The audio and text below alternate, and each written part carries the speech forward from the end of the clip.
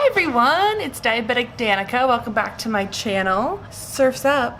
Today I'm going to be reviewing this book. It's called California Promises. It's by Erin Spineto. I think that's how you pronounce her name. I finally just finished reading this. I've had this book for so long. Basically, when I read, it's very sporadic. It's not very often, but I do really enjoy reading. So like when I travel, I bring a book with me for the airport. Sometimes if I have long appointments, like to take my car in or something like that, I'll bring a book with me. But otherwise, books just kind of sit around until I get around to reading them. So I've had this book for a long time and I've been reading it for a long time and I just finished it. So I've reviewed one other of Erin's books. It was called Islands and Insulin. And if you don't know, Erin herself has type 1 diabetes. And so the main character in this book, Charlie, also has type 1 diabetes. And she is like a California surfer beach girl, kind of like a tomboy, very athletic, and just not very good with like dating stuff. But she's got a really great friend group. She has a job that's competitive, but that she isn't appreciated for. It's like a male-dominated field. And she has a best friend named Grayson, and he basically, it's one of those friends to lovers type of books. I liken it to like a rom-com in book form. So there's some like unexpressed feelings and it just goes up and down in terms of who's feeling what and when and how they're gonna express it. And yeah, so it's set in California. They go to Hawaii at one point. They film a movie at one point. It's very exciting, lots of fun stuff going on. So amazing summer read, I feel like. It's very summery feeling, very outdoorsy feeling. I felt like I was like submersed into that beachy world, and I love the beach, so I basically just pretended I was her.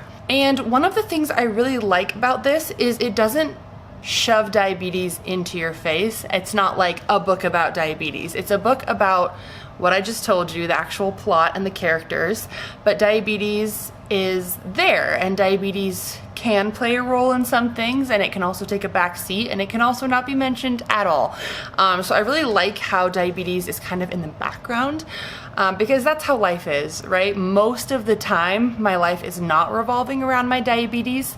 I know I have this YouTube channel, and I'm a diabetes educator for my job, but most of the time for my diabetes, I'm not revolving everything, every thought around it. There are moments where it creeps up into the forefront, and it has to for your own safety and health and well-being, and that definitely happens in this book too, but most of the time it's just a part of life, a part of your day-to-day routine and what you're doing. And so I really like that that's how it was in this book as well. It felt very real in that sense. I'm not sure what age this is recommended for. There is a lot of swearing in this book, a lot of cuss words, swear words in here. So if you're younger, definitely would not recommend this book. As far as like some mature intimacy stuff, I don't feel like there was any, I don't know, I feel like it was mentioned. It wasn't like a major scene in the book or anything, but like things were brought up and mentioned. So mature audience for this one. But yeah, as you can see, it's a pretty big book. Let's see how many pages she is. 387. And then in the back, she does have also a diabetes appendix. So people that don't know as much about diabetes can kind of look into there and read that. Honestly, I skipped that part because I know about diabetes, so I don't know what all is in there. But yeah, I thought it was a really fun read. I liked diving into her world, and it was a book I could easily pick up for the most part when I hadn't read it for a while, and yeah, I enjoyed it. So I'll definitely put the link down below. This is not sponsored, although the book was sent to me for free. She just told me, I posted this on Instagram that I finished it, and she said that she's writing book number 2 right now, because this is like a series, the Warrior Women series. And so I don't know when the next one will be out, but I know that she is almost done with that, I think she said. So yeah, I just love that we have books out there with type 1 diabetes in it. I think it normalizes it. I think it helps you feel not alone, which is always a nice thing.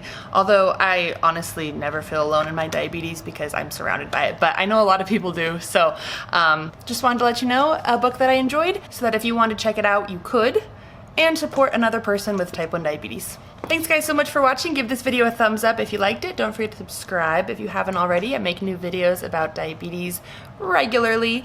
And leave a comment down below with a book that you enjoyed that had diabetes in it, if you have any, or if you think this book sounds good.